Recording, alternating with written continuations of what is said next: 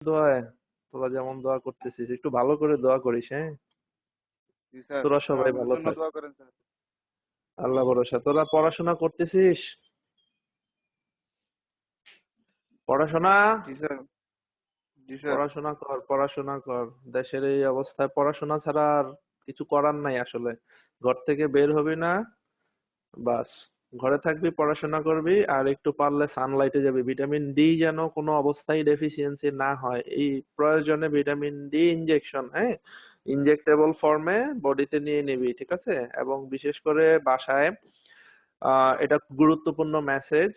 যেহেতু আমরা অনেক দিন ধরে বাসার মধ্যে অবস্থান করতেছি, বিশেষ করে আমাদের বাসায় অনেক হচ্ছে আমাদের এক্সট্রিম এজের প্যারেন্টস থেকে শুরু করে গ্র্যান্ড প্যারেন্টস, হ্যাঁ, অনেকেই আছে, ঠিক আছে? তো আমরা হচ্ছে ওদেরকে, যেহেতু রোদে যেতে পারতেছে না, অতএব ভিটামিন ডি ডেফিসিয়েন্সি হওয়ার বা কমে যাওয়ার সমূহ সম্ভাবনাটা বেশি, হ্যাঁ। তো আমরা যেটা করব, ওদের ভিটামিন ডি টা যেন রক্ষা হয়, অবশ্যই একটা করে ইনজেকশন ভিটামিন ডি, হ্যাঁ, আমরা ডেলটয়েড মাসেলের মধ্যে ইনজেকশন দিয়ে দিব। আজকে একটা দিলে 10 দিন পর একটা, 10 দিন পর একটা, লিস্ট তিনটা যেন প্রত্যেকটা ঘরের মেম্বার এবং এজেড পার্সনদেরকে আমরা দিয়ে দিই। এতে করে হবে কি, আমাদের ভিটামিন ডি লেভেলটা ঠিক থাকবে। কারণ এই সময়ের মধ্যে, হ্যাঁ, আমাদের সবচেয়ে গুরুত্বপূর্ণ যেটা আর একটা রিসার্চেও আসছে যে ভিটামিন ডি ডেফিসিয়েন্সি অথবা vitamin D insufficiency is also very much risk factor for corona complication, ঠিক আছে? যেহেতু আমরা রোদে যেতে পারতেছি না, অতএব এই জিনিসটা সবাই একটু খেয়াল রাখবি, হ্যাঁ। ঠিক স্যার আছে, আজকে ডোজটা আমরা আমাদের আবার বললে ভালো হয় স্যার। ভিটামিন ডি ইনজেকশন, হ্যাঁ, ইনজেকশন অস্টিও ডি নামে পাওয়া যায়, অথবা ইনজেকশন এরিস্টো ডি 3 নামে পাওয়া যায়, হ্যাঁ। এটা হচ্ছে জি স্যার। তিনটা ইনজেকশন 10 দিন পর পর, মানে আজকে যদি কাউকে দেয়া হয় একটা ইনজেকশন, 10 দিন পরে আরেকটা ডোজ, 10 দিন পরে আরেকটা ডোজ, হ্যাঁ, টোটাল তিনটা জি ইনজেকশন, স্যার। ঠিক আছে? আর জি স্যার। হচ্ছে সবাই বাসার যাদের ছাদের সুবিধা আছে কিংবা জানালা বা বারান্দা দিয়ে রৌদ্র আসে, হ্যাঁ, সকাল জি স্যার। সাতটা থেকে সকাল 7টা থেকে 10টা বা 11টার মধ্যে, হ্যাঁ, এই 4-5 ঘন্টার মধ্যে যে কোনো আধা ঘন্টা থেকে 1 ঘন্টা, হ্যাঁ, অবশ্যই যেন সানবাথ করে, ঠিক আছে? তাহলে হচ্ছে আমাদের ভিটামিন ডি লেভেল থেকে শুরু করে সবকিছুই আল্লাহর রহমতে ঠিক থাকবে, ঠিক আছে? জি স্যার। এটা একটা ইম্পর্টেন্ট মেসেজ সবার জন্য, বিশেষ করে সবার ফ্যামিলি মেম্বারদের জন্য, ঠিক আছে? জি স্যার। সালাম আচ্ছা, আলাইকুম স্যার। হ্যাঁ, আজকে আমরা শুরু করতেছি আমাদের টপিক, সেটা হচ্ছে কার্ডের কোশ্চেন গুলি গতকালকের কন্টিনিউশন থেকে, হ্যাঁ।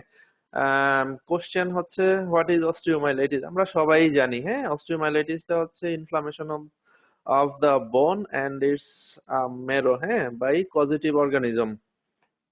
Inflammation of the bone and adjacent bone and its মেরো।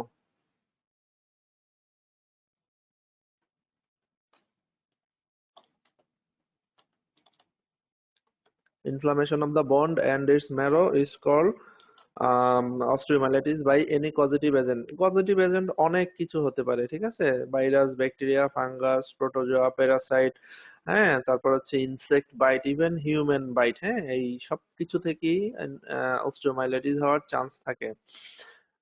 Name some common organisms for osteomyelitis. আমরা কমন অর্গানিজম হিসাবে এখানে নিউনেট, চিলড্রেন, অ্যাডাল্ট ভাগ করে বলা হয়েছে। তো আমরা হচ্ছে, যেহেতু ভাইবা পরীক্ষায় এই কোশ্চেন গুলি হয় সাধারণত, এবং এই কজেস অফ অস্টিওমাইলাইটিস হচ্ছে কাদের কাদের কোন কোন এজে কোন ব্যাকটেরিয়া, এটা হচ্ছে এমসিকিউর স্ট্যাম্প আসে। তাহলে এমসিকিউর স্ট্যাম্প যদি আমরা চিন্তা করি, সেক্ষেত্রে ভাগ করে পড়বো আমরা। নিউনেটদের ক্ষেত্রে staphylococcus aureus gram negative, streptococcus চিলড্রেনদের ক্ষেত্রে স্টেপ অরিয়াস হিমোফাইলাস ইনফ্লুয়েঞ্জি, আর হচ্ছে স্ট্রেপ্টোকক্কাই অ্যাডাল্টের ক্ষেত্রে স্টেপ অরিয়াস ইমিউনো কম্প্রোমাইজ, অথবা ড্রাগ এডিক্টেডদের ক্ষেত্রে streptococcus aeruginosa gram negative organism, sickle cell এনিমিয়ার ক্ষেত্রে সালমোনেলা, হ্যাঁ। এটা হচ্ছে এমসিকিউর স্ট্যাম এর জন্য খুবই গুরুত্বপূর্ণ। আর আমরা যদি ভাইবার জন্য বলে থাকি, তাহলে এজ এ হোল ভাগ করে যদি আমরা মনে না থাকে, সেক্ষেত্রে আমরা এজ এ হোল বলে যাব, হ্যাঁ। আহ তারপর হচ্ছে প্যাথোজেনেসিস। হ্যাঁ, এটা আমরা সবাই জানি প্যাথোজেনেসিসটা কি হয়। ইনফেকশনটা যখন মেটাফেশিয়াল এন্ড অফ দা লং বোন, হ্যাঁ, এটা হচ্ছে আইদার হেমাটোজেনাস স্প্রেড হইতে পারে, অথবা ডিরেক্ট ইনকুলেশন হইতে পারে, হ্যাঁ, অথবা কোনো ধরনের ওপেন ইনজুরির ক্ষেত্রে হতে পারে। ঠিক আছে, এই তিনটা চারটা রুটের মাধ্যমে এই ব্যাকটেরিয়া আমাদের লং বোনের মেটাফেশিয়াল এন্ডে আসবে। ঠিক আছে, তো মেটাফেশিয়াল এন্ডে আসার পরে হেবাসিয়ান সিস্টেমের মধ্যে সেটা ঢুকবে। ঠিক আছে, আচ্ছা, এইখানে আমাদের ইম্পর্টেন্ট যেটা পরীক্ষার ভাইবার সময় স্যাররা বিগত ভাইবা গুলাতে ধরেছে এবং গত লাস্ট পরীক্ষায় স্যাররা যেটা ধরলো, প্যাথোজেনেসিসটা স্যাররা খুব ভালোভাবে শুনতে চায়। তাহলে প্যাথোজেনেসিসটার মধ্যে আমাদের বলতে হবে যে ইনফেকশনটা হচ্ছে আমাদের মেটাফেশিয়াল এন্ডে আসলো বায়া ব্লাড বর্ন হতে পারে, ডিরেক্ট ইনোকুলেশন হতে পারে, হ্যাঁ, অথবা ওপেন ইনজুরির কারণে হতে পারে। আসার পরে সেটা হচ্ছে ব্লাড স্ট্রিম দিয়ে আমাদের মেটাফেশিয়াল এন্ড অফ লং বোন, হ্যাঁ, লং বোনে যাবে। ওই মেটাফেশিয়াল এন্ড অফ লং বোনে আমাদের হচ্ছে ব্লাড সার্কুলেশনের একটা পিকুলিয়ারিটিজ আছে। এটা হচ্ছে হেয়ার পিন, মেয়েদের খোপার কাটার মতো হচ্ছে অ্যাপিয়ারেন্স। ঠিক আছে, আমরা ছবি দেখিয়েছিলাম যখন অস্টিওমালাইটিস এর ক্লাস নিয়েছি। তাহলে ওই হেয়ার অন পিন অ্যাপিয়ারেন্স, ওখানে হচ্ছে ব্যাকটেরিয়া গুলা প্রথমে এনট্রেপড হয়। হ্যাঁ, এনট্রেপড হওয়ার পরে তারপরে হচ্ছে সেখানে হচ্ছে আস্তে আস্তে ব্লকেজ শুরু হয়। ওখানে ইনফ্লামেটরি সেল আসে, ইনফ্লামেশন স্টার্ট হয়, ইনফ্লামেশনের ফলে ওখানে আরো ইনফ্লামেটরি সেল একুমুলেশন হয়। তারপরে হচ্ছে সেখানে আমাদের জন্য একটা আহ কি অ্যাথেরো স্ক্লেরোটিক প্লেকের মতো ফরমেশন হয়। ঠিক আছে, তাহলে ওইখানে আমাদের ইনফ্লামেটরি ডিপোজিট হতে হতে আমাদের ব্লাড ভেসেলকে প্রথমে হচ্ছে ব্লক করে। তো ব্লাড ভেসেল ব্লক করলে আমাদের মেইন প্যাথোলজি যেটা, ও ব্লাড থেকে এক্সট্রাভাইজেশন হয় ফ্লুইড, তাহলে সেখানে ইডেমা ডেভেলপ করে। হ্যাঁ, তো ইডেমা ডেভেলপ করলে সেখানে আরো ব্লাড ভেসেলের মধ্যে প্রেসার হয়, এরপরে হচ্ছে ব্লাড ভেসেল টোটালি অক্লুশন হয়। সেখান থেকে যখন ইস্কিমিয়া ডেভেলপ করে, ব্লাড ভেসেল অক্লুশন হলো, সেখানে কি হলো, অনসেট অফ সাপুরেশন। হ্যাঁ, সাপুরেশন এন্ড নেক্রোসিস। যখন নেক্রোসিস অনসেট হলো তখন হচ্ছে সেখান থেকে নেক্রোসিস ফরমেশন হয়ে তারপর হচ্ছে পাস ফরমেশন হলো। এই পাসগুলি তখন হচ্ছে পার্কুলেট করে থ্রু দা হ্যাবারসিয়ান সিস্টেম। হ্যাঁ, আমাদের ওই বোনসের যে হিস্টোলজি, হ্যাবারসিয়ান ক্যানেল, হ্যাঁ, লেকুনা, ক্যানালিকুলি, বকম্যানস ক্যানেল, এগুলা দিয়ে হচ্ছে আমাদের পেরিওস্টিয়ামের নিচে পর্যন্ত চলে আসে, সাব পেরিওস্টিয়াল অ্যাবসেস ফরমেশন হয়। সেখান থেকে হচ্ছে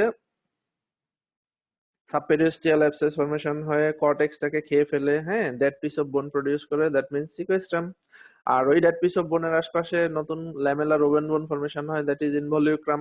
ঠিক আছে, আর হচ্ছে ওই সিকোয়েস্ট্রাম এবং ইনভলিউক্রাম যেই ওপেনিংটার মধ্যে থাকে সেটাকে বলা হয় ক্লোয়েকা। তাহলে এটা হচ্ছে সাবপেরিস্টাল অ্যাবসেস ফর্মেশন হয়, পেরিওস্টিয়ামকে পায়ার্স করে সফট টিস্যুতে চলে আসে। সফট টিস্যু থেকে আমাদের হচ্ছে স্কিনকে পায়ার্স করে, পায়ার্স না, স্কিনকে ফুটো করে সেটা বেরিয়ে আসে। তাহলে পেরিওস্টিয়াম থেকে স্কিন পর্যন্ত যে একটা ট্র্যাক্ট ফর্মেশন হয় সেটা হচ্ছে সাইনাস। ওকে, তাহলে সাইনাস ফর্মেশন হলো সেখান দিয়ে আমাদের ডিসচার্জ বের হতে পারে, আর হচ্ছে সাথে সিকোয়েস্ট্রাম ফর্মেশন হতে পারে। যদি সেটা আমাদের মোর দেন 3 উইকস হয়ে যায় সেক্ষেত্রে এটা ক্রনিসিটি ডেভেলপ করে। লেস দেন 2 উইকস মানে হচ্ছে আমাদের 2 সপ্তাহের কম সময় যদি হয় তাহলে আমরা একিউট অস্টিওমাইলাইটিস বলি। 2 সপ্তাহের বেশি বা 3 সপ্তাহের কম হলে আমরা সাবএকিউট অস্টিওমাইলাইটিস বলি। ঠিক আছে, তাহলে এখান থেকে হচ্ছে আমাদের কোশ্চেন ধরতে পারে যে প্যাথোজেনেসিসটা কি, what is sequestrum, what is involucrum, and what is cloaca. ঠিক আছে, আচ্ছা, এখন নেক্সট কোশ্চেন হচ্ছে which part of the bone where osteomyelitis start and why.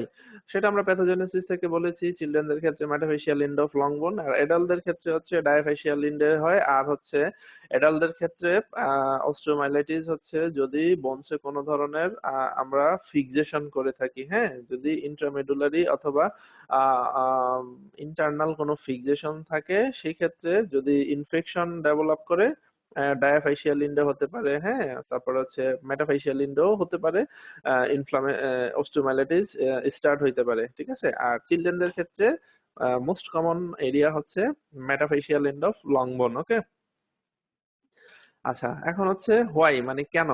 কারণ হচ্ছে due to typical type of arrangement of blood vessel, যে আমরা বলেছি শুরুতেই, এটা হচ্ছে hair in hairpin on appearance of the blood vessel at the metaphyseal end of long bone, সেখানে bacteria এনট্রেপমেন্ট হয়, তারপর থেকে প্যাথোলজি শুরু হয়। ওকে। আচ্ছা, এখন হচ্ছে কমন অর্গানিজমের নাম আমরা আগেই বলেছি। কমপ্লিকেশন, ঠিক আছে? তো যে কোনো কমপ্লিকেশন বলতে হলে যে কোনো সাবজেক্টের আমাদের হচ্ছে কিছু ইমিডিয়েট কমপ্লিকেশন আর হচ্ছে কিছু ডিলেড কমপ্লিকেশন, ঠিক আছে? ইমিডিয়েট এবং ডিলেড এটা আমরা ভাগ করে বলি। তাহলে অ্যাকিউট অস্টিওমাইলাইটিস এর ক্ষেত্রে কি হতে পারে? এপিফেশিয়াল ড্যামেজ হতে পারে, বোন যে এপিফেশিয়াল প্লেট বা গ্রোথ প্লেটটা যদি হ্যাম্পার হয়, নষ্ট হয়, সেক্ষেত্রে আহ মানে ডেভেলপমেন্ট অথবা আমাদের স্কেলিটাল ম্যাচুরিটি সেটা হবে না, বোন গ্রোথ অ্যারেস্ট হবে। হ্যাঁ, তারপর হচ্ছে জয়েন্টের যেহেতু আশপাশে হয়, সেপটিক বা সাপোরেটিভ আর্থ্রাইটিস হতে পারে, মেটাস্টেটিক ইনফেকশন হতে পারে। ওকে, তারপর হচ্ছে প্যাথোলজিক্যাল ফ্র্যাকচার হতে পারে যেহেতু কর্টিক্যাল ইরোশন থাকে। তারপর হচ্ছে এইট মে টার্ন ইনটু ক্রনিসিটি। হ্যাঁ, অবশ্যই 21 ডেজ পার হয়ে গেলে এটাকে আমরা ক্রনিক অস্টিওমাইলাইটিস বলবো। আর ক্রনিক অস্টিওমাইলাইটিস এর আমাদের হচ্ছে কমপ্লিকেশন কি? Pathological fracture, persistence of the discharging sinus বা pus, septicaemia, septic arthritis, amyloidosis, তারপর হচ্ছে acute flare up of the infection মানে একিউট অন ক্রনিক ইনফ্লামেশন। ঠিক আছে, তোমরা ইনফ্লামেশন চ্যাপ্টার থেকে প্যাথোলজি থেকে পড়েছো acute on chronic inflammation. Okay. আচ্ছা, এখন হচ্ছে আমাদের some common organism of chronic osteomyelitis. আচ্ছা, ক্রনিক অস্টিওমাইলাইটিসে ব্যাকটেরিয়ার মধ্যে staphylococcus E coli, streptococcus pyogenes, proteus mirabilis, pseudomonas aeruginosa, staphylococcus epidermidis. ওকে, এর মধ্যে স্ট্রেফিলোকক্কাস এপিডার্মাইডিসটা হচ্ছে ইমপ্ল্যান্টের উপর, যে কোনো ধরনের ইমপ্ল্যান্ট বা ফরেন এগুলার উপর হচ্ছে আহ ক্রিয়া করে অস্টিওমাইলাইটিস করে। ওকে।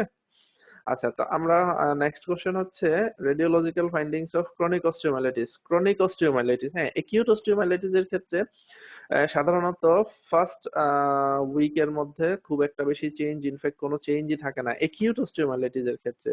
ফার্স্ট উইকের পরও যদি থাকে সেক্ষেত্রে পেরিওস্টিয়াল রিঅ্যাকশন জাস্ট দেখা যায়। এটাই হচ্ছে radiological finding in case of acute osteomyelitis. আর হচ্ছে ক্রনিক অস্টিওমাইলাইটিস, ক্রনিক অস্টিওমাইলাইটিস এর মধ্যে আমাদের সফট টিস্যু সোয়েলিং থাকবে, সাবপেরিস্টিয়াল আলবা পেরিওস্টিয়াল রিঅ্যাকশনটা খুব প্রমিনেন্ট এখানে থাকবে, সিকোয়েস্ট্রাম এডিকুয়েট ফরমেশন অফ সিকোয়েস্ট্রাম এখানে আমাদের দেখা যাবে। ওকে। তাহলে treatment of chronic osteomyelitis, treatment of chronic osteomyelitis কি? ক্রনিক অস্টিওমাইলাইটিস এর কারণে ক্রনিসিটি যেহেতু ডেভেলপ করেছে, আমাদেরকে ভাগ করে কিছু মেডিকেল ট্রিটমেন্ট আর হচ্ছে মেইনলি হচ্ছে সার্জিক্যাল ট্রিটমেন্ট। মেডিকেল ট্রিটমেন্ট কি? পেশেন্টের নিউট্রিশনাল স্ট্যাটাস কারেকশন করতে হবে, ডিহাইড্রেশন যদি থাকে পেশেন্টের ডিহাইড্রেশনাল স্ট্যাটাস কারেকশন করতে হবে, পেশেন্ট ইমিউনো কম্প্রোমাইজ থাকলে আমাদেরকে প্রপার অ্যান্টিবায়োটিক দিতে হবে অ্যাকর্ডিং টু কালচার সেন্সিটিভিটি, আর হচ্ছে রেগুলার ড্রেসিং করে উন্ডের কন্ডিশনটা আমাদেরকে ইমপ্রুভ করতে হবে। ওকে। দেন হচ্ছে সার্জারি। তাহলে সার্জারি হচ্ছে কি? সার্জারির নামটা হচ্ছে এক কথায় আমরা বলবো রেডিওগ্রাফি অথবা এক্স রে। হ্যাঁ, আমরা যদি এডিকুয়েট সিকোয়েস্ট্রাম ফরমেশন দেখি, হ্যাঁ, adequate sequestrum formation in the X ray, then আমরা কি করব? সার্জারিটা এক্সপ্লোরেশন মানে প্রথমে ঢুকবো exploration and excision of the sinus tract. যে সাইনাস ট্র্যাক্টটা ফরমেশন হয়েছে সেই সাইনাস ট্র্যাক্টটাকে আমরা কেটে ফেলে দেব। তারপর হচ্ছে deroofing, multiple drill hole করব in the dead piece of bone অথবা ওই পাস ফরমেটিং এরিয়াতে, এটা হচ্ছে কর্টিক্যাল ডি রুফিং। দেন হচ্ছে সিকোয়েস্ট্রেক্টমি। হ্যাঁ, তারপর হচ্ছে সিকোয়েস্ট্রামটা আমরা কেটে ফেলে দিব। তারপর হচ্ছে ইফ নিড সসারাইজেশন মানে আমরা যত ডেড ডিভাইটালাইজ ডেব্রিস টিস্যু আছে সবগুলাকে কেটে বের করে নিয়ে আসবে, এটাকে সসারাইজেশন বলা হয়। সসারাইজেশন করার পরে তারপরে যে ক্যাভিটি ফরমেশন হবে, সেই ক্যাভিটিটাকে আমরা ফিল করব বাই বোন গ্রাফট অথবা মাসেল গ্রাফট বা ফেটি টিস্যু ইত্যাদি দিয়ে আমরা সেটাকে গ্যাপটাকে ফিল আপ করার চেষ্টা করব। ইউজুয়ালি আমরা বোন গ্রাফট দিয়ে থাকি। ঠিক আছে, এটাই হচ্ছে টোটাল আমাদের অপারেশনটার নাম। ওকে। আচ্ছা, এখন নেক্সট কোশ্চেন বলেছে what is chronic discharging sinus and when it occurs. Okay, তো ক্রনিক ডিসচার্জিং সাইনাস মানে কি? এটা হচ্ছে যখন হচ্ছে ইনার সারফেস থেকে আউটার সারফেসের দিকে ক্রনিক প্রায়োজেনিক অস্টিওমাইলাইটিস এর কারণে হিলিং ছাড়া রেগুলার ডিসচার্জ বের হয়, সেখানে অ্যান্টিবায়োটিক রানিং অবস্থায়, হ্যাঁ, সেটাকে আমরা ক্রনিক ডিসচার্জিং সাইনাস বলে থাকি। অ্যান্টিবায়োটিক রানিং আছে কিন্তু কনস্ট্যান্ট পালস ডিসচার্জ আসতেছে, সেটাকে আমরা ক্রনিক ডিসচার্জিং সাইনাস বলে থাকি। হয় নি টকার, এটা পায়োজেনিক অস্টিওমাইলাইটিস এর ক্ষেত্রে হয়ে থাকে, অ্যান্টিবায়োটিক রেজিস্ট্যান্স কেসের মধ্যে হয়ে থাকে ক্রনিক ডিসচার্জিং সাইনাস। আর হচ্ছে আমরা প্রথম ইয়েতে বলেছিলাম বায়োফ্লিম, হ্যাঁ, এই বায়োফ্লিমের কারণে পারসিস্টেন্স হয় ইনফেকশন। ওকে, আচ্ছা, name some principle of bone and joint infection.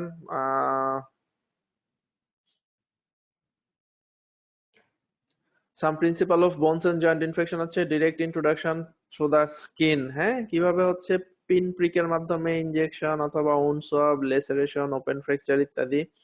Direct spread হচ্ছে from the any contagious foci, যদি আমার বডিতে যেমন হতে পারে যে আমার টনসিলাইটিস হচ্ছে বা ফেরিনজাইটিস হচ্ছে, হ্যাঁ, অথবা আমার ইন্ট্রা কোনো ধরনের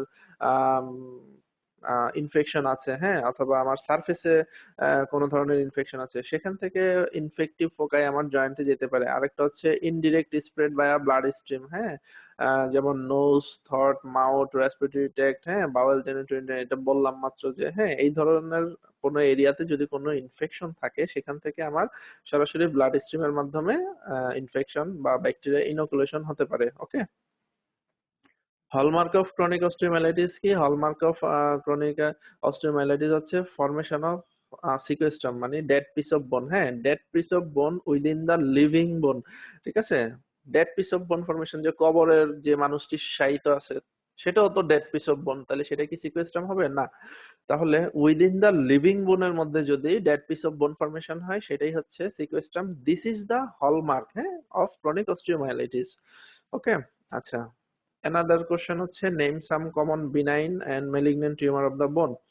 বিনাইন টিউমার যেমন হচ্ছে অস্টিওকন্ড্রোমা, অস্টিওয়েড অস্টিওমা, হ্যাঁ, টিউমার ভাগ করেও বলতে পারি আমরা অথবা এজ এ হোল বলতে পারি, ঠিক আছে। আর ম্যালিগন্যান্ট টিউমারের মধ্যে হচ্ছে কন্ড্রোসার্কোমা, অস্টিওসার্কোমা, মাইলোমা, হ্যাঁ, তারপরে হচ্ছে বিনাইন টিউমারে আবার ওই জায়ান্ট সেল টিউমার, হ্যাঁ, জিসিটি, সেটাও বলতে পারি।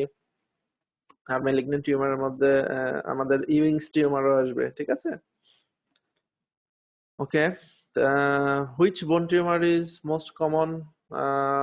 Most common bone tumor, osteosarcoma না.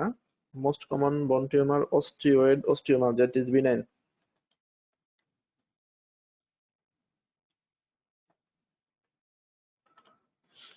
অস্টিওয়েড অস্টিওমা, হ্যাঁ, বা অস্টিওকন্ড্রোমা, এটা হচ্ছে মোস্ট কমন বোন টিউমার এবং ইট ইজ বিনাইন। আর যদি সেকেন্ড কমনেস্ট পাওয়া যায় হচ্ছে জায়ান্ট সেল টিউমার। আর যদি মেলিগন্যান্ট টিউমার বলা হয় তাহলে মেলিগন্যান্ট টিউমারের মধ্যে আমরা ভাগ করি প্রাইমারি এন্ড সেকেন্ডারি। প্রাইমারির মধ্যে অস্টিওসার্কোমা পাওয়া যায়, মাল্টিপল মাইলোমা খুব একটা বেশি পাওয়া যায় না। আর হচ্ছে সেকেন্ডারি, সেকেন্ডারি মানে হচ্ছে ফ্রম আদার এরিয়া, যেমন paired organ, thyroid, breast, lung, kidney এবং প্রোস্টেট, এই সমস্ত সাইট থেকে মেটাস্টেসিসের কারণে সেকেন্ডারি টিউমার পাওয়া যায়, ঠিক আছে। আর এই টপিকসটা আমাদের শেষ।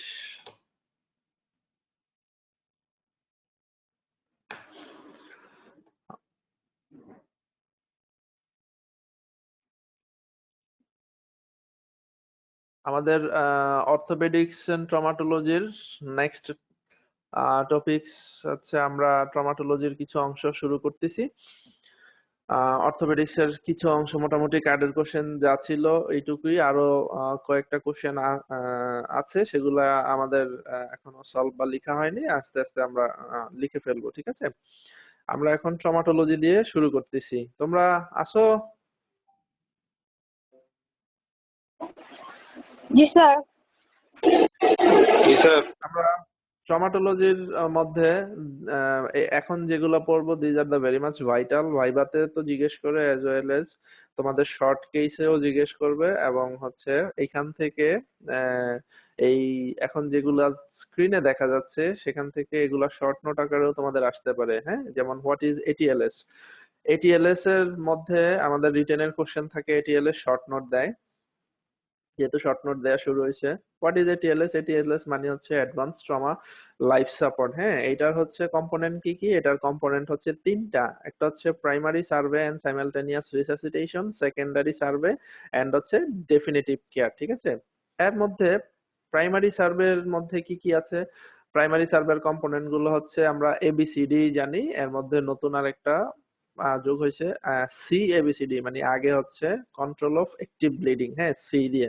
তারপরে এবিসিডি মানে অ্যারোয়ে এন। আমরা আসলে যখন অ্যান্সার গুলা করি তখন হচ্ছে ওই যে এবিসিডি মানে অ্যারোয়ে ব্রিদিং সার্কুলেশন এরকম বলে ফেলি না, এরকম বলা যাবে না, অ্যান্সারটা কমপ্লিট করতে হবে। এ মানে হচ্ছে airway with care of the cervical spine অথবা সার্ভাইকাল স্পাইন কন্ট্রোল, এই টোটাল লাইনটা আমাকে বলতে হবে। দেন হচ্ছে ব্রিদিং এবং এস্টাবলিশমেন্ট অফ ভেন্টিলেশন। ঠিক আছে, স্পন্টেনিয়াস ব্রিদিং যদি না নিতে পারে তাহলে ভেন্টিলেশন এস্টাবলিশ করতে হবে। তারপর হচ্ছে সার্কুলেশন মানে এস্টাবলিশমেন্ট অফ সার্কুলেশন। প্রথমত অ্যাক্টিভ ব্লিডিং কে কন্ট্রোল করে এসেছিলাম সি দিয়ে, এখন হচ্ছে এই যে ব্লিডিং হয়েছে এই সার্কুলেশনটাকে এস্টাবলিশমেন্ট করতে হবে। ঠিক আছে, তারপর হচ্ছে ডি দিয়ে ডিজেবিলিটি দেখতে হবে, বিশেষ করে নিউরোলজিক্যাল স্ট্যাটাসটা কি অবস্থায় আছে, আর ই দিয়ে এনভায়রনমেন্ট কেমন আছে, এবং পেশেন্টকে প্রপার এক্সপোজার করে দেখতে হবে। ওকে, আচ্ছা, দেন হচ্ছে সেকেন্ডারি সার্ভে। সেকেন্ডারি সার্ভেতে আমরা কি করি? সেকেন্ডারি সার্ভের কম্পোনেন্ট হচ্ছে আমরা অ্যাম্পল হিস্ট্রি টেকিং করতে হবে। তাহলে হোয়াট ইজ এএমপিএলই, এটা একটা কোশ্চেন আছে ভাইবার। অ্যাম্পল কি জিনিস? অ্যাম্পল হচ্ছে এ দিয়ে অ্যালার্জির হিস্ট্রি, এম দিয়ে হচ্ছে মেডিকেশন ইনক্লুডিং টিটেনাস, হ্যাঁ, তারপরে পি দিয়ে হচ্ছে পাস্ট মেডিকেল হিস্ট্রি, পেশেন্ট কোনো ধরনের আগে থেকে ডিজিজ আছে কিনা, কোনো ওষুধ খাচ্ছে কিনা। এল দিয়ে হচ্ছে লাস্ট মিল মানে হচ্ছে অ্যাক্সিডেন্ট বা ট্রমার আগে লাস্ট কখন সে খেয়েছিল, আর ই দিয়ে হচ্ছে এক্সপোজার, সেকেন্ড এক্সপোজার মানে হচ্ছে প্রাইমারি সার্ভেতে আমরা যতটুকু এক্সপোজ করেছি সেকেন্ডারি সার্ভেতে আমরা হচ্ছে পুরো পেশেন্টকে ফুল বডি এক্সপোজ করে আর কোথাও কোনো ইনজুরি মার্ক আছে কিনা বা কোনো কিছু আছে কিনা সেটা আমরা খুঁজবো। ওকে, তারপর হচ্ছে থরো ক্লিনিক্যাল এক্সামিনেশন করতে হবে ফ্রম হেড টু টু থেকে, হ্যাঁ, অ্যাসোসিয়েটেড কোনো ইনজুরি আছে কিনা, সফট টিস্যু ইনজুরি আছে কিনা, হ্যাঁ, স্পাইনাল কলামের কন্ডিশন কি আছে ইত্যাদি। হ্যাঁ, তারপরে হচ্ছে assimilation of the clinical and laboratory এবং রেডিওলজিক্যাল এক্সামিনেশন মানে প্রাইমারি সার্ভেতে আমরা পেশেন্টটাকে কিছুটা সেটেল করেছি, এখন হচ্ছে আমরা বাদ বাকি ইনভেস্টিগেশন গুলো তার এই সেকেন্ডারি সার্ভে থেকে পাঠাইতে হবে। তারপর হচ্ছে পেশেন্টকে আবার রি এক্সামিন করে দেখতে হবে ভাইটাল সাইন ঠিক আছে কিনা, ইউরিনারি আউটপুট ঠিক আছে কিনা, পালস অক্সিমিটারে অক্সিজেন স্যাচুরেশন, হ্যাঁ, হার্ট রেট ইত্যাদি কন্ডিশন ঠিক আছে কিনা। দেন হচ্ছে পেশেন্টকে অ্যানালজেসিয়া দিব। আর হচ্ছে যদি ইম্পর্টেন্ট লাইন এটা, যদি কোনো মেডিকেল লিগ্যাল ইস্যু থাকে সেক্ষেত্রে আমাকে অবশ্যই ডকুমেন্টেশন প্রপারলি রেকর্ড করতে হবে for legal consideration or medical legal issue. হ্যাঁ, এটা হচ্ছে সেকেন্ডারি সার্ভেতে করা হয়। Okay, next question GCS Glasgow coma scale, এটাও শর্ট নোট হিসেবে আসে। হ্যাঁ, গ্লাসগো কোমা স্কেলটা কি জিনিস? এই স্কেলটা হচ্ছে একটা আনকনসিয়াস পেশেন্টকে তোমার মেজার করার জন্য কি অবস্থায় আছে যে আমরা একটা স্কোরিং সিস্টেম ইউজ করি, সেটাই হচ্ছে গ্লাসগো কোমা স্কেল। ওকে, গ্লাসগো কোমা স্কেলের কম্পোনেন্ট তোমরা সবাই জানো, সেটা হচ্ছে আমাদের তিনটা component: I opening, best verbal response, best motor response. এখানে গ্রেডিং গুলি দেয়া আছে। হ্যাঁ, আই ওপেনিং এর মধ্যে হচ্ছে স্পন্টেনিয়াসলি 4, 2 স্পিচ 3, পেইনে 2, নো রেসপন্স 1, এরকম ভাবে আমরা স্কোরিং সিস্টেমটা করব। ভালো স্কোরিং হচ্ছে 15/15, 15/15 হচ্ছে সবচেয়ে ভালো। হ্যাঁ, 13/15 যদি হয় তাহলে আমরা পেশেন্টকে হসপিটালাইজেশন করতে পারি। 18/15 অথবা 8/15 অথবা 7/15 হলে আমাদের পেশেন্টের আইসিইউ সাপোর্ট প্রয়োজন। ঠিক আছে, আর 3/15 হচ্ছে পেশেন্ট কোমাটোজ বা ব্রেন স্টেম ডেথ বা ভেজিটেটিভ স্টেট, সেটা আমরা বলতে পারি। ঠিক আছে, আচ্ছা, নেক্সট কোশ্চেন হচ্ছে জিসিএস এর ইউজ। হ্যাঁ, তো আমরা কিসে ইউজ করি? আমরা সাধারণত হেড ইনজুরি কোনো ধরনের পেশেন্ট অথবা আনকনশিয়াস, যে কোনো ধরনের আনকনশিয়াস পেশেন্টকে আমাদের ফলো আপ করার জন্য এই গ্লাসগো কোমা স্কেলটা ইউজ করা হয়। ওকে, দেন হচ্ছে how A tension pneumothorax patient present. এই যে টেনশন নিউমোথোরাক্স এর কথা বলা হয়েছে, এটা হচ্ছে থোরাসিক সার্জারি থেকে আমাদের গ্রুপ ডি তে, হ্যাঁ, এই আমাদের ইয়েটা আসে, কি বলে, কোশ্চেনটা, এই টেনশন নিউমোথোরাক্স বা চেস্ট ইনজুরি অথবা ফ্লায়াল চেস্ট, হ্যাঁ, অথবা স্টোভ ইন দা চেস্ট, এটা শর্ট নোট আকারে আসতে পারে। আবার বিগত দিনগুলোতে দেখা গেছে এইটা হচ্ছে ওই যে ওয়াটার সিল ড্রেনেজ সহ এক ধরনের একটা সিনারিও বেসড কোশ্চেন এসেছিল, ঠিক আছে। সো টেনশন নিউমোথোরাক্স কিভাবে প্রেজেন্ট করে আমাদের কাছে? টেনশন নিউমোথোরাক্স হচ্ছে symptom, patient become first symptom যে ফলোইং ট্রমা, হ্যাঁ, পেশেন্ট হিউজলি প্যানিক থাকে এবং সাইলেন্ট চেস্ট, মানে পেশেন্টের শ্বাসকষ্ট হচ্ছে, ব্রেথলেসনেস হচ্ছে, পেশেন্ট শ্বাস নিতে পারতেছে না। যেই এরিয়াতে রাইট চেস্ট হলে অথবা লেফট চেস্ট হলে যে এরিয়াতে হচ্ছে সেই এরিয়াটা টোটালি সাইলেন্ট, কোনো চেস্ট মুভমেন্ট নেই, পেশেন্ট সিভিয়ার ব্রেথলেসনেস বা সায়ানোটিক হয়ে যাচ্ছে, হ্যাঁ, এবং পেশেন্ট প্যানিক হয়ে যাচ্ছে। আর সিমটম আমাদের কাছে আসার পরে সাইন আমরা কি পাচ্ছি? টেকিপনিয়া, রেসপিরেটরি রেট বেড়ে গেছে, ডিসনিয়া, হ্যাঁ, রেস্ট, জেবিপি, ডিস্টেন্ডেড নেক ভেইন, ঠিক আছে, তারপরে সায়ানোসিস, আর অন পালপেশন আমরা ট্রাকিয়াটা অবশ্যই ডেভিয়েটেড পাচ্ছি এই from opposite the affected site. তারপর হচ্ছে পেশেন্টটা অ্যাংশাস থাকে, আর চেস্ট এক্সপানশন হচ্ছে পারতেছে না, পারে না, নো চেস্ট মুভমেন্ট। পারকাশন করলে পারকাশন নোটিস হাইপার রেজোনেন্ট আসতেছে, অসকালটেশনে ব্রেথ সাউন্ডটা ডিমিনিশ থাকতেছে। তাহলে what emergency management we can do, আমরা কি ইমার্জেন্সি ম্যানেজমেন্ট করতে পারি?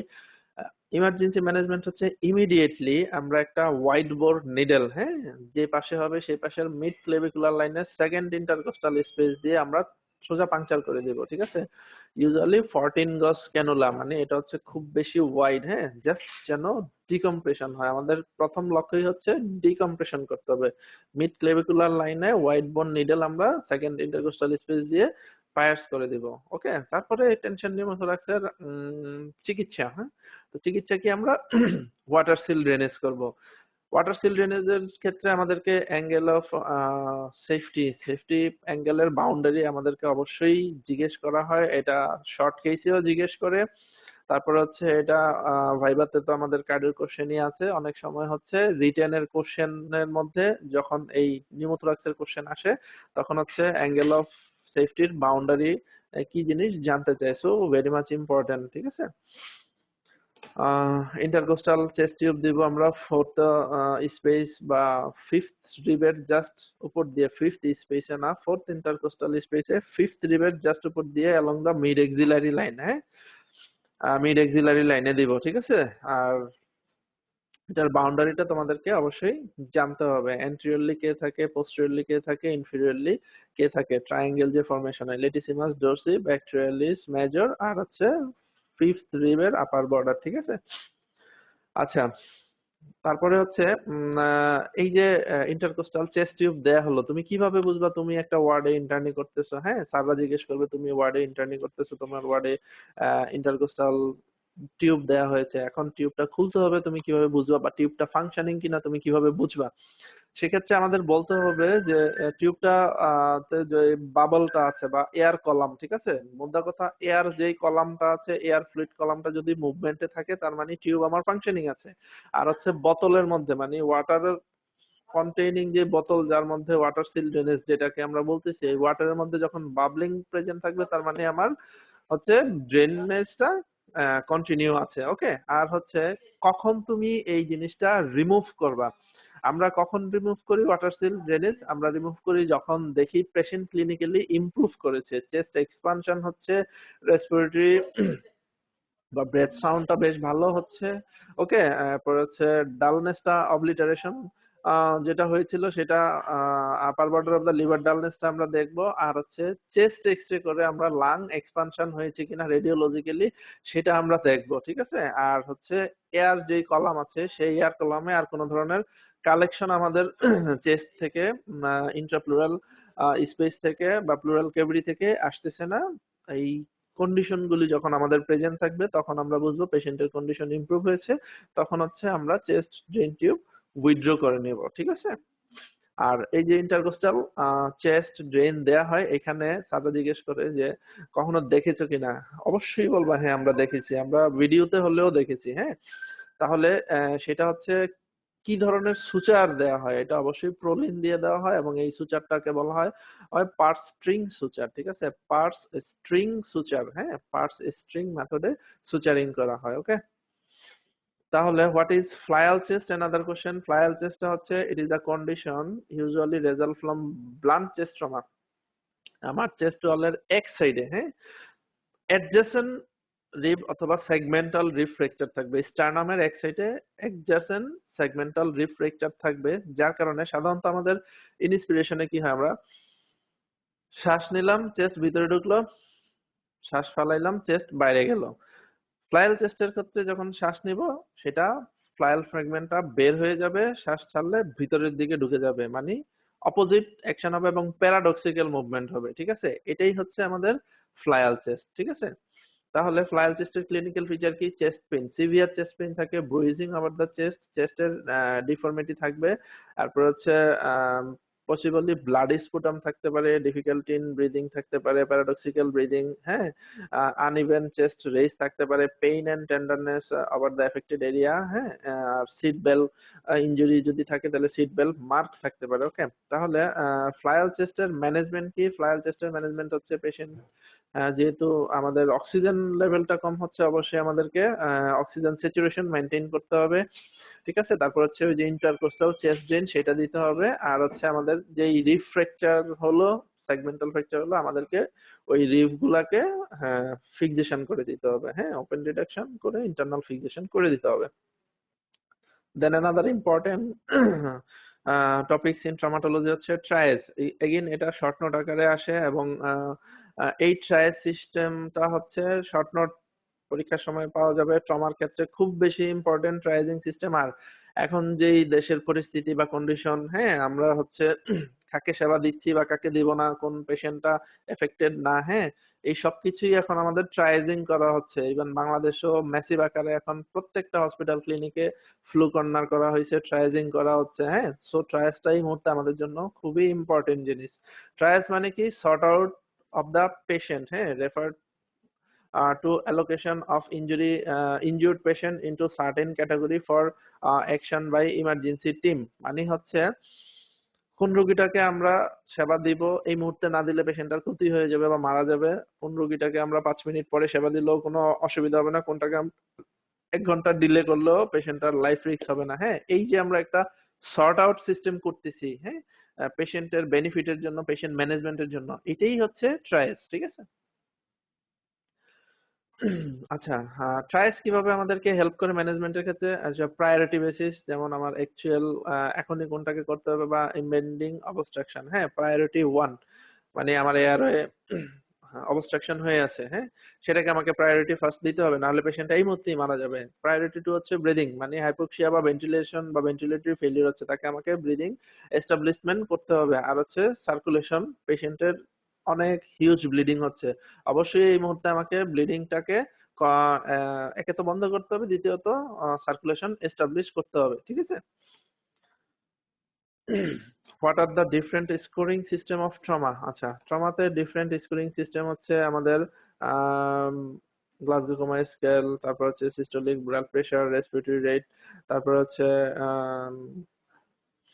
অ্যাব্রিভিয়েটেড ইনজুরি স্কেল, তারপর হচ্ছে ইনজুরি সিভিয়ারিটি স্কোর। হ্যাঁ, সবগুলা বলা দরকার নেই, আমরা একটা ইনজুরি সিভিয়ারিটি স্কোর বলবো, গ্লাসগো কোমা স্কেল, হ্যাঁ, এটা বলবো, আর হচ্ছে blood pressure measuring scoring system বলবো, আর হচ্ছে স্পাইন ইনজুরির ক্ষেত্রে এশিয়া গ্রেডিং। ঠিক আছে, তাহলে আমরা স্কোরিং সিস্টেম ট্রমাটোলজিতে 3টা বলবো, এর বাইরে বলা দরকার নেই। 1 নম্বর হচ্ছে গ্লাসগো কোমা স্কেল বলবো, 2 নম্বর হচ্ছে আমরা ইনজুরি সিভিয়ারিটি স্কোরিং বলবো, 3 নাম্বার হচ্ছে আমরা এশিয়া স্কোরিং সিস্টেম। হ্যাঁ, 3টা স্কোরিং সিস্টেম আমরা বলবো। ওকে, আচ্ছা, তারপরে নেক্সট কোশ্চেন হচ্ছে how A trauma team is formed. একটা ট্রমা টিম কিভাবে ফরমেশন হয়? ট্রমা টিম ফরমেশন হচ্ছে ফার্স্ট টায়ার রেসপন্স কারা দিবে এবং হচ্ছে সেকেন্ড টায়ার রেসপন্স কারা দিবে তার উপর বেসিস করে। ফার্স্ট টায়ার রেসপন্সে কারা থাকতেছে, ইমার্জেন্সি ডিপার্টমেন্টের ফিজিশিয়ান থাকতেছে, ইমার্জেন্সি ডিপার্টমেন্ট নার্স থাকবে, ইমার্জেন্সি ডিপার্টমেন্টের অ্যানেস্থেটিক থাকবে এবং রেডিওগ্রাফার থাকবে। এটা হচ্ছে ফার্স্ট টায়ার রেসপন্স। ওকে, এটা হচ্ছে ফার্স্ট টায়ার রেসপন্সের ফার্স্ট স্টেপে এই মানুষগুলি আমাদের ট্রমা টিমে থাকবে। সেকেন্ড টায়ার রেসপন্সে কে থাকবে, যখন আমাদের ইমার্জেন্সি ডিপার্টমেন্ট ইমার্জেন্সি সেবাটা দিবে, in the mean time surgeon should be available, মানে ফার্স্ট টায়ার রেসপন্সের সেকেন্ড ফেজের লোকজন চলে আসবে, সেটা হচ্ছে surgeon and its special team. তারপর হচ্ছে আইসিইউ বা ইন্টেনসিভ কেয়ার স্পেশালিস্টরা আসবে। তারপর হচ্ছে স্পেসিফিক স্পেশালিস্ট যেমন পেডিয়াট্রিক, মানে যেই পেশেন্ট ইনজুর হলো, পেডিয়াট্রিক হলো পেডিয়াট্রিক, গাইনিয়ান অপস হলো গাইনিয়ান অপস, ইএনটি, ম্যাক্সিলোফেশিয়াল, হ্যাঁ, ক্যাটাগরি ভাগ করে যেই সাবজেক্টের প্রবলেম হবে সেই সাবজেক্টের স্পেশালিস্টরা আমাদের সাথে অ্যাভেলেবেল থাকবেন। এইভাবে হচ্ছে আমাদের ট্রমা টিম ফরমেশন হয়। ওকে, তাদের রেসপন্সিবিলিটি কি? তাদের রেসপন্সিবিলিটি হচ্ছে ইমিডিয়েটলি পেশেন্টকে রিসাসিটেট করবে, stabilisation of the vital sign, then হচ্ছে identification and correction of the life threatening injuries, determining extended nature of the associated injury, categorizing the injury on priority basis, transport of the patient from the place of site থেকে to the definitive hospital অথবা primary hospital থেকে tertiary hospital. Then হচ্ছে not more than 6 people should handle the patient to avoid chaos and disorganisation. আমরা অনেক মানুষের কথা এখানে উল্লেখ করেছি ট্রমা টিমের মধ্যে, বাট এট এ টাইম একটা পেশেন্টকে 6 জনের বেশি আমরা হ্যান্ডেল করব না, ঠিক আছে? হোয়াট ইজ ট্রায়াজ আমরা বলেছি, হোয়াট ইজ পলিট্রমা। আচ্ছা, পলিট্রমার ডেফিনেশন হচ্ছে multiple injuries in the body, systemic injuries অবশ্যই, higher injury severity score more than 16, ঠিক আছে? যখন injury severity score more than 16 হবে তখন, এবং multiple injury into the body, সেটা হচ্ছে আমাদের পলিট্রমা। সেখানে আমাদের তিনটা কম্পোনেন্ট পলিট্রমার। এক নাম্বার হচ্ছে one long bone and two major system, দুই নাম্বার হচ্ছে two long bone and one major system, তিন নাম্বার হচ্ছে one long bone one major system and head injury. তাহলে ডেফিনেশন হচ্ছে multiple injury in the body, multiple systemic injury in the body where injury severity score more than 16. It includes number one, one long bone two major system, number two, two long bone one major system, number three, one long bone one major system and head injury. Okay, this is polytrauma. একটা পলিট্রমা present কিভাবে present করে? Focal neurological deficit থাকতে পারে, definitely mental status alter থাকতে পারে, loss of consciousness থাকতে পারে, persistence vomiting হতে পারে। ওকে, নজিয়াটা সাধারণত আনকমন, হেডেক অথবা ব্লাডিং অফ ভিশন থাকতে পারে। Then steps of management of polytrauma. Polytrauma management আমরা কিভাবে করি? পলিট্রমার ম্যানেজমেন্ট হচ্ছে ওই যে এটিএলএস প্রোটোকল। এটিএলএস প্রোটোকলে পেশেন্টকে আমরা প্রাইমারি সার্ভে এবং সাইমালটেনিয়াস রিসাসিটেশন করব। ওকে, কি ধরনের ক্যাজুয়ালিটি হলো, পেশেন্টের বয়স কত, হ্যাঁ, তারপর হচ্ছে কতটুকু ইনজুরি এক্সটেনশন হলো, পেশেন্টের লেভেল অফ কনসাসনেস কেমন আছে, পেশেন্টের সার্কুলেটরি স্ট্যাটাস, ব্রিদিং বা এয়ারওয়ে কি অবস্থায় আছে, হ্যাঁ, এই জিনিসগুলো আমাদের দেখে অ্যাকর্ডিং টু এটিএলএস প্রোটোকল আমাদেরকে পেশেন্টকে ম্যানেজমেন্ট শুরু করে দিতে হবে। প্রাইমারি সার্ভে, সেকেন্ডারি সার্ভে, দেন হচ্ছে ডেফিনেটিভ ট্রিটমেন্ট। আচ্ছা, নেক্সট কোশ্চেন হচ্ছে what are the immediate life threatening thoracic injuries. এটা রিটেনেরও কোশ্চেন আছে, ভাই কোশ্চেন আসছে, রিটেনেও কোশ্চেন আসে। Immediate life threatening thoracic condition গুলা কি কি? Immediate life threatening thoracic condition হচ্ছে যেমন এয়ারওয়ে অবস্ট্রাকশন হতে পারে, টেনশন নিউমোথোরাক্স হতে পারে, পেরিকার্ডিয়াল ট্যাম্পনেট হতে পারে, ওপেন নিউমোথোরাক্স হতে পারে, মেসিভ হেমোথোরাক্স হতে পারে এবং ফ্লায়াল চেস্ট হতে পারে। ওকে, আচ্ছা, where you put under water seal intercostal drainage. আচ্ছা, ইন্টারকোস্টাল চেস্ট টিউব আমরা কিসের কিসের ক্ষেত্রে দেই? সাধারণত এই ইমিডিয়েট লাইফ থ্রেটেনিং কন্ডিশন গুলাতে দেয়া হয়ে থাকে। আর হচ্ছে আহ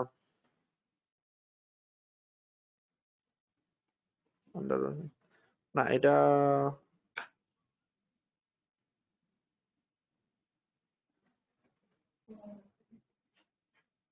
কোশ্চেনটা হচ্ছে সাইট অফ পুটিং, মানে কোন জায়গায় আমরা ওয়াটার সিল ড্রেনেজ দিচ্ছি। এটা হচ্ছে আমরা ওয়াটার সিল ড্রেনেজটা দিচ্ছি হচ্ছে মিড এক্সিলারি লাইনে fourth intercostal space above the fifth rib, fifth রিবের আপার বর্ডারের উপর দিয়ে ফোর্থ ইন্টারকোস্টাল স্পেসে মিড এক্সিলারি লাইনে দিয়ে অ্যাঙ্গেল অফ সেফটি বাউন্ডারি লাগবে, ঠিক আছে। বাউন্ডারিটা কি অ্যান্টেরিয়র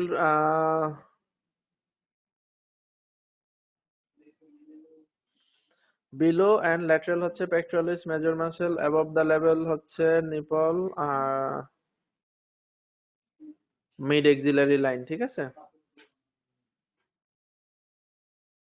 পিছনে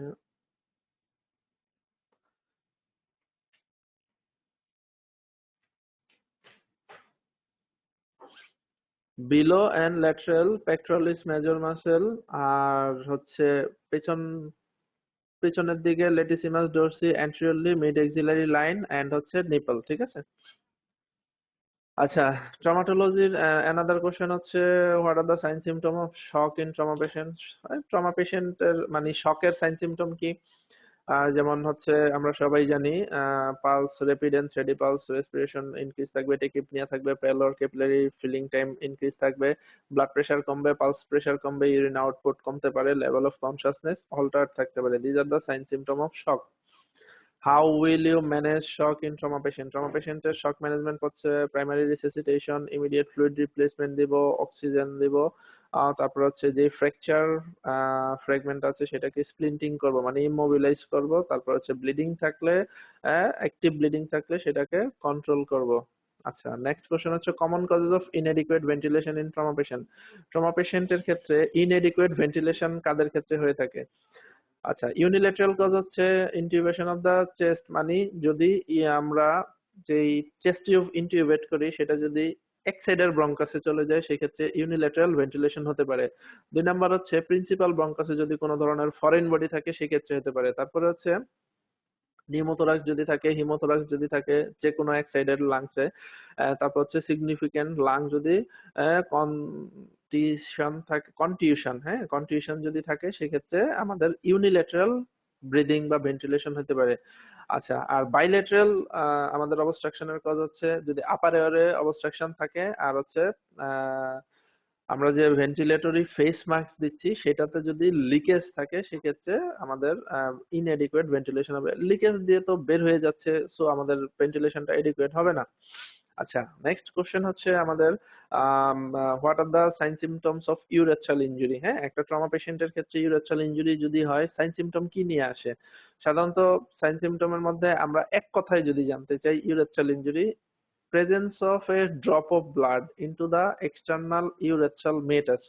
এক্সটার্নাল ইউরেথ্রাল মেটাসে যদি এক ফোঁটাও ড্রপ অফ ব্লাড থাকে সেক্ষেত্রে this indicates this is the only one sign. হ্যাঁ, যদি আমরা সেটা দেখি আমরা নির্দ্বিধায় বলে দিতে পারি there is a sign symptom, there is a sign symptom না sorry there is a chance of urethral injury। Okay, তারপরে নেক্সট হচ্ছে পেরিনিয়াল রিজিয়নে অথবা স্ক্রোটাল রিজিয়নে ব্রুইজ বা হেমাটোমা থাকতে পারে, পেরিনিয়াল হেমাটোমা থাকতে পারে, মেসিভ সুয়েলিং, ইউরিন রিটেনশন থাকতে পারে, ইউরিনারি ব্লাডার ফুল থাকতে পারে। হ্যাঁ, তারপর হচ্ছে পেলভিক ফ্র্যাকচার থাকতে পারে। ওকে, আচ্ছা, যদি ইউরেথ্রাল ইনজুরি থাকে what immediate measure you will take? আমরা কি করতে পারি? আমরা হচ্ছে রিসাসিটেশন করব পেশেন্টকে প্রথমে, ইউরেথ্রাল ইনজুরি থাকলে রিসাসিটেশন করব, অ্যানালজেসিক দিব, আর হচ্ছে ব্লাডারকে ফার্স্ট ইভাকুয়েট করাবো। কিভাবে? সুপ্রাপিউবিক প্রথমে হচ্ছে পাংচার করব, আগে সুপ্রাপিউবিক পাংচার করব, পাংচার করে ব্লাডারটাকে ইভাকুয়েট করব, তারপরে হচ্ছে এটা আমাদের মেনটেইন করার জন্য সুপ্রাপিউবিক সিস্টোস্টমি করব। সুপ্রাপিউবিক সিস্টোস্টমি টোটাল সেট পাওয়া যায়, সুপ্রাপিউবিক সিস্টোস্টমি করব। প্রথমে পাংচার করব, দেন সুপ্রাপিউবিক সিস্টোস্টমি করে সেটাকে মেনটেইন করব, তারপরে হচ্ছে আমরা ডেফিনিটিভ ম্যানেজমেন্টে যাওয়ার আগে ইউরেথ্রাল ইনজুরি হয়েছে কিনা আমরা ডায়াগনোসিস করব বাই ইনভেস্টিগেশনের মাধ্যমে। আমরা সিস্টোস্কোপি করেও ইনভেস্টিগেট করতে পারি ডিরেক্টলি, অথবা রেট্রোগেট সিস্টোইউরেথ্রোগ্রামও করতে পারি, কোনো ধরনের মানে ডাই দিয়ে আমরা দেখতে পারি ইউরেথ্রার কি অবস্থা আছে। দেন আমরা ডায়াগনোসিস হওয়ার পরে কি করতে হবে? Definitive management urethroplasty. হ্যাঁ, আমাদের ইউরেথ্রাকে রিকনস্ট্রাকশন করে দিতে হবে। ওকে, সো আজকে আমাদের এইটুকুই ট্রমাটোলজি, আরো অনেক আছে, আমরা আস্তে আস্তে সেগুলা পড়বো। তো ঈদের আগে এটাই হচ্ছে তোমাদের সাথে আমাদের last class. Department of orthopaedics থেকে। ঈদের পরে আবার আমরা কন্টিনিউ শুরু করব। এর মধ্যে তোমরা সবাই পড়াশোনা করো, সবাই সুস্থ থাকো, ভালো থাকো, সবাইকে অগ্রিম ঈদ মোবারক। সবাই সবার জন্য দোয়া করবা, ঠিক আছে? ঈদের পরে দেখা হবে ইনশাল্লাহ। আর ঈদের পর থেকে আমরা আইটেম শুরু করব। ওকে, আসসালামু আলাইকুম। ঠিক আছে, সবাই ভালো থাকো। হ্যাঁ, আল্লাহ হাফেজ।